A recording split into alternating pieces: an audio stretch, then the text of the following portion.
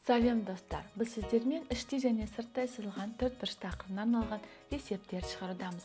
Бізге берілген тапсырма тік төртбұрыштың диагоналі мен бір қабырғасының арасындағы бұрыш 30 градусқа тең болса, осы тік төртбұрыштың кіші қабырғасының ұзындығы қандай?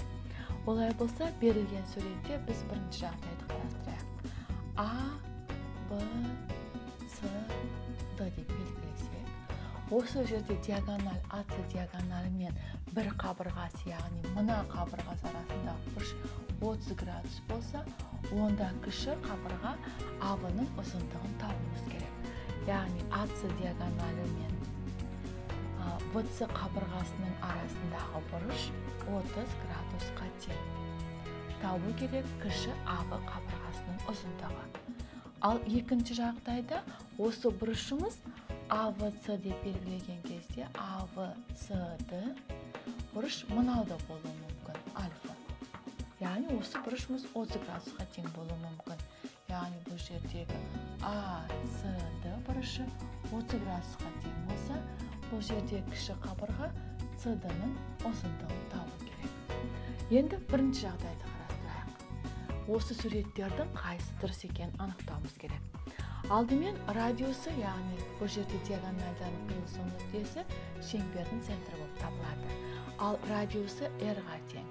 Олай болса, АО бізде 30-ға тең, яғни бұлардың ұзындығы радиус R-ға тең.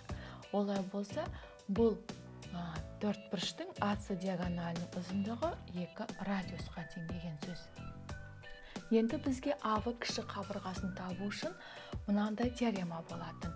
Тікбұрышты АВД тікбұрышты үшбұрышында осы бұрышқа қарсы жатқан катет гипотенузаның жартысына тең. Олай болса, катетіміз бізде ізделінді. АВ-ның ұзындығы 2-ден 1 гипотенуза АС-ның жартысына. Олай болса, гипотенуза бізде 2 радиусқа тең, 2R. Сонда АВ-ның ұзындығы радиусқа тең деген сөз. Ал енді екінші жағдайды қарастырайық. Екінші жағдайда альфа, осы бұрышымыз 30 градус болса, бұл жердегі АС 2 радиусқа тең. Ал осы 30 градусқа қарсы жатқан АД катетіміз R-ға тең, радиусқа тең деген сөз.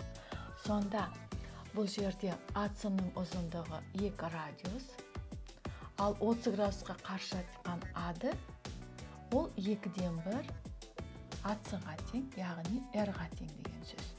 Ал енді ВСД-ның ұзындығын табуымыз керек.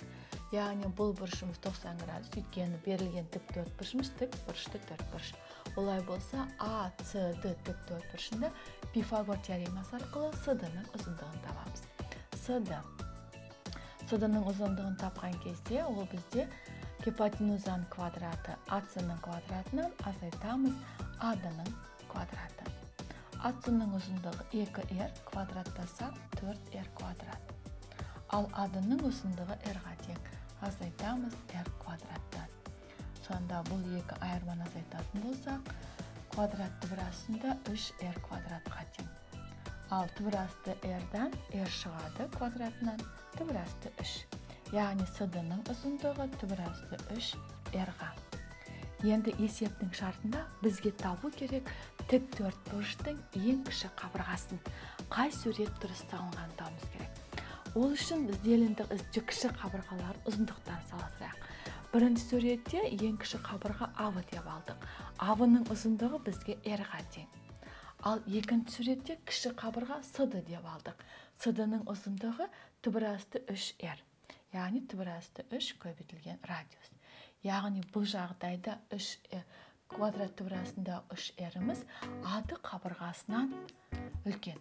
Яғни сондықтан мынау үлкен. Олай болса, мына сурет қате деген сөз. Яғни бұл суретте АД-ның ұзындығы керісінше тік төртбұрышымыз бұлай болу керек еді. АД, мында В мен С.